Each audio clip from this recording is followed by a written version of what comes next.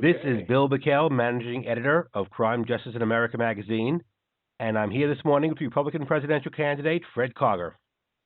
Ms. Karger, thanks for joining us. And Good morning. Thank you. I know you've got a busy day ahead of you, and I appreciate you giving us part of it. So I'm just going to quickly run down some crime and justice related issues and find out your thoughts. Okay. First of all, juveniles treated as adults and eligible for life in prison. That's an issue which I think is before the Supreme Court this year. Um, what's your take on that?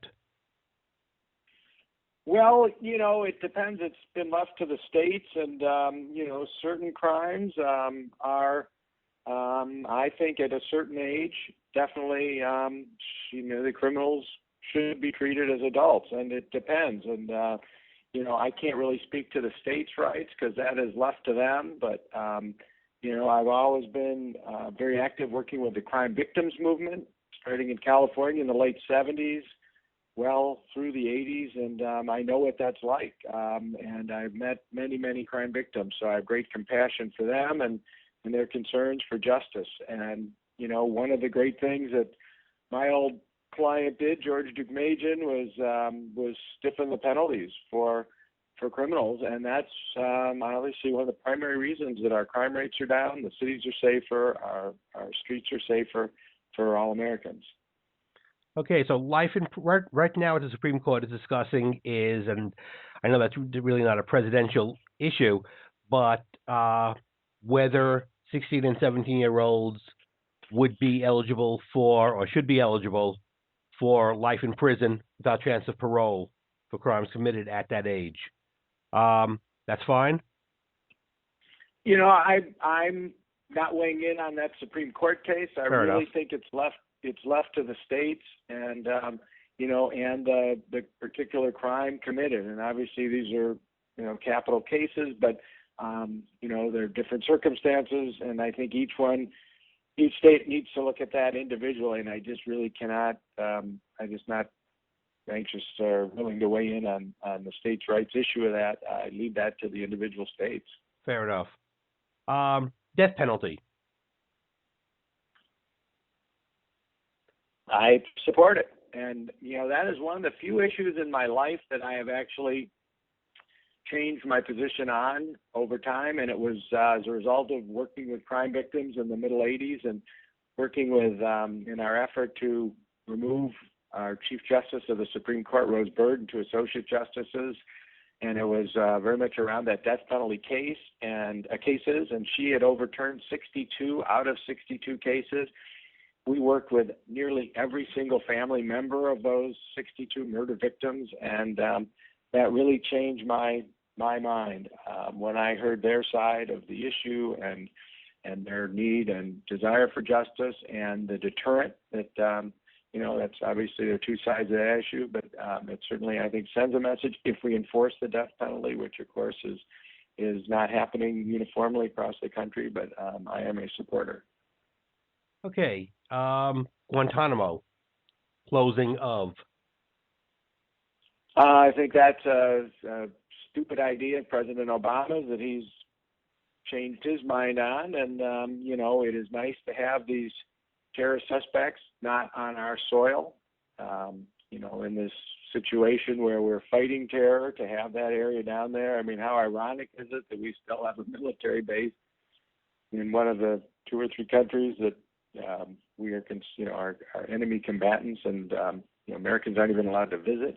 But I think that is a safe place. I don't think we should bring these terrorists to American prisons. I think we need to interrogate and find out other terrorist plots and what might be going on. And I think, in the last two administrations, we've been very successful, knock on wood, in deterring any further attacks on U.S. soil. And we need to be very vigilant in that and continue. That's the number one job of the U.S. government, is protecting our citizens.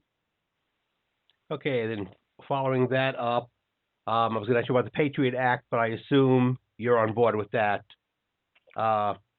in all ways. Anything that you would lighten up on the Patriot Act? That might be a bad choice of words. Any aspect, any aspect in which you think the Patriot Act might be going overboard as written right now, or as being enforced right now, or interpreted right now? Well, it was a reaction to the terrorist attacks of September 11th, and its effort to consolidate the agencies is a monumental task in the federal government with all the turf wars and everything. But I think that it was necessary at the time. I think it's absolutely should be reviewed periodically as we win our war on terrorism, and we can look at things because we need the freedoms in this country, but we also need to be as tough on terrorists and our enemies as we can. And so I supported it. I support it, and I think it's a good law. Okay, and one more: gun control. I believe in the Second Amendment. I think where we do need to look at gun laws are, the problem now and the last several decades in the automatic weapons that are falling into, criminal hands and just, American citizen hands. I don't think there's a necessity. I think we need to look at those, and also these extended clips like the one that was used in Tucson to shoot Congresswoman Giffords and others. And I think that we're going a little too far in that area, but absolutely I believe in the right to bear arms for all Americans. Okay, so now what's going on right now in the Congress is the what would they call it? The reciprocal concealed carry law. Would you pass that if you were? Would you sign off on that if you were president? I don't know about that, Bill. I'd have to look at that a little more carefully. I'm in New Hampshire now, and they've greatly expanded the concealed weapon laws, even allowing them in the state house. And I have to look at each of these individually. Again, I yield to the states on many of these issues because I think that's important, and I think it's better done there on these issues. But we do have our Second Amendment, and that's important provision, and it should be in place and not gnawed away at. Okay, well, in a sense, actually, this is an anti-state rights law. What they're saying is that every state has to honor every other state's concealed carry permits. So if you get a permit in, say, Texas, which probably isn't a heck of a hard thing to do, and you want to go into, I don't know, New Jersey, New Jersey has to honor the permit, which would actually be a abridgment of state rights, as I see it. Oh, I don't want if this isn't something that you've thought about this issue. I'm not trying to blindside you on that. Yeah, I definitely. I mean, on the surface, it sounds like in keeping with my philosophy, but I'd have to look at it before I could take a hard position. One more question, and I know I am blindsiding you a little bit on, but I seem to ask this of almost everybody. Like I said, I read your book, and it was actually very interesting, and I actually remember that Edge commercial. And now I have to go back somehow and find it. It's probably on YouTube, and say, oh yeah, so that's actually him, and that's the guy I interviewed, and he's running for president and everything. Wow, that's But anyway, when they make a movie of your life, Tom Cruise. Who plays young Fred? Who plays young Fred? That's a good question. I was actually, it would be actually pretty good. I don't know, but Ben Stiller. How about him? All right, I can see that. He's I can a pretty see funny that. guy, and that would be, and plus he could produce it and make it. I don't know. Who do you think? There we go. Would be good. I've not really thought about that. I didn't.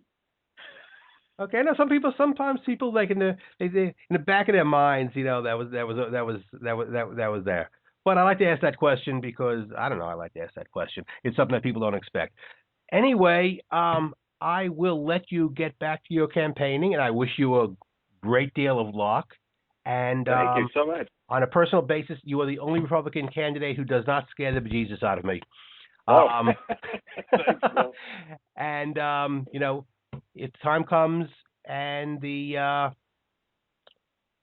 you are on the ballot in New Jersey, by the way? Not yet. We are.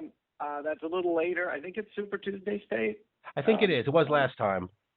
Yeah, that's a March 6th. We are going, our little small operation is on our platter of many things is looking at all the states. Right now we're fighting to get on Mississippi. I'm on Michigan, obviously on New Hampshire, and we're going to probably look, 5 to 8 states, territories to participate in. I can't do too much, but that obviously limits my chance for overall success unless lightning strikes sooner rather than later. But I'm looking forward to that, and I've been to New Jersey a few times. I'll be coming back, so I'll definitely keep you posted. Okay. Well, if you're there, I'm voting. That's a probably very All right, unprofessional great. thing to say when I'm doing an interview for a magazine, but maybe I'll edit that out. But I'll take it. okay. Okay, thank you. Thanks a lot. Thanks very have much. a Very have, kind. have a good day and Thanks good for luck. reading the book and your call. Thanks a lot. Okay. Bye-bye. Thank you. Bye.